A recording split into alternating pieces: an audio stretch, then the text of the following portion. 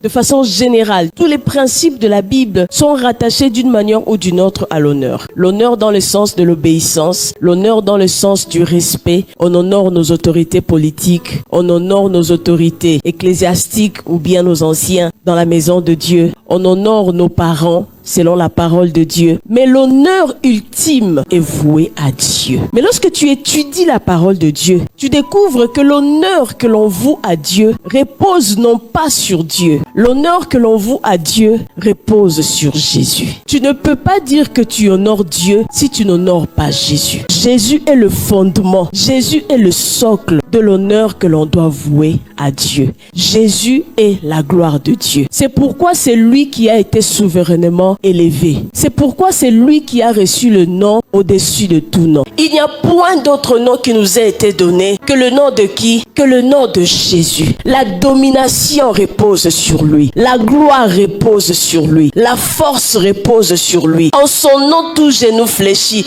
En son nom, la maladie part. En son nom, les démons sont en débandade.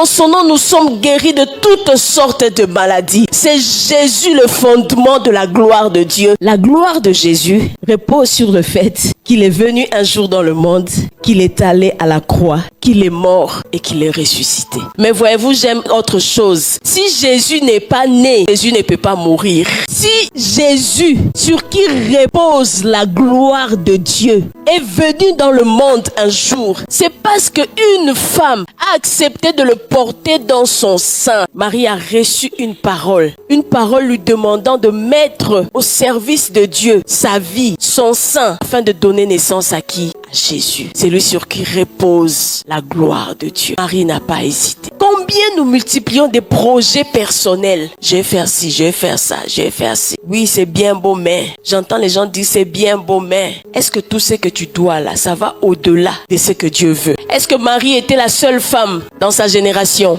Est-ce que Marie était le seul saint qui était disponible dans cette génération-là? Mais Dieu avait jeté son dévolu sur Marie. De la même manière, plusieurs fois, Dieu jette son dévolu sur nos vies. De la même manière, plusieurs personnes ont été choisies par Dieu. Mais combien répondent à l'appel de Dieu? Combien acceptent de donner leur temps à Dieu? On multiplie des raisons. Moi, j'entends des raisons, tout et n'importe quoi. Je n'avais pas d'habit. J'étais fatiguée. J'ai travaillé toute la semaine. Il fallait que je repose ma tête. Je sais pas moi, j'ai pas d'argent. Il y a trop de problèmes dans ma famille. L'église même me fatigue. Dieu avait besoin d'un saint. Marie n'a pas regardé à sa réputation. Marie n'a pas regardé à l'euphorie du mariage qu'elle préparait. Marie a dit qu'il me soit fait selon ta volonté.